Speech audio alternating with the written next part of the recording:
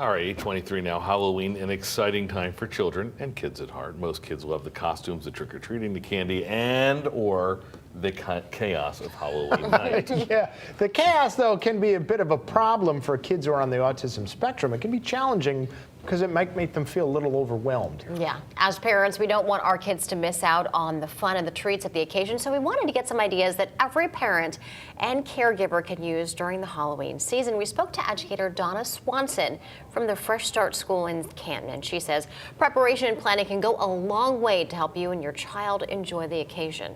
Always prepare them, and you don't want to prepare them too far in advance, but because then they get anxious about it.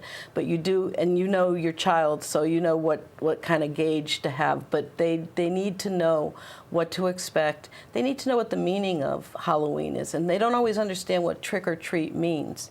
And if you have a nonverbal child, they have signs that you can have that the child can hold up that says trick or treat, because they're not able to talk. And Swanson says there are a lot of other things you can do to prep your child before the big trick-or-treating night.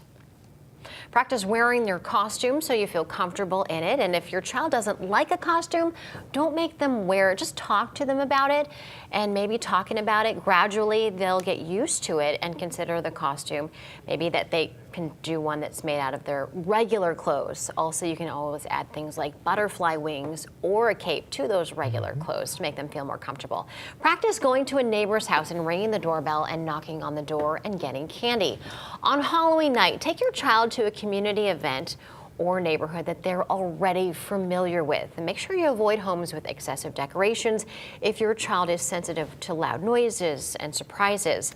Also, partner up with a friend or neighbor that your child likes. And if your child is afraid of going out at night, don't press them. Plan indoor activities like going to the mall, or plan a daytime Halloween activity.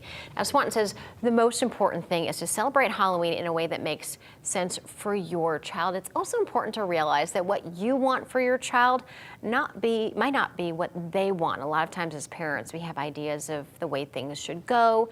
You plan things out, plan out the route in the neighborhood, but maybe just going to a few houses is enough for them. And I think that kind of goes across the board for all of parenting stuff. You know, like we have certain ideas of what we went through and what we experienced as kids, and then we want it to be even better for our kids, but that might not be what they actually want or what they're interested in. Well, we talked about that last week with the haunted houses. What you think your kids can handle is maybe completely different than what the kids can actually handle, and the same can be applied to this as well. One of the big events that's gone on over the last couple of years are the trunk or treat events. Thank you. Yes. I was going to mention that. Which That's a good way to get around the nighttime too. Exactly, Yes. and it does kind of get your kids involved in all the fun of maybe what a young kid wants, going to individual places and getting candy and loading up the hall without the spook potential, without the nighttime potential. The things that you mentioned are legitimate fears for some kids. Right, and just right off the top of my head, I know of two of them going on,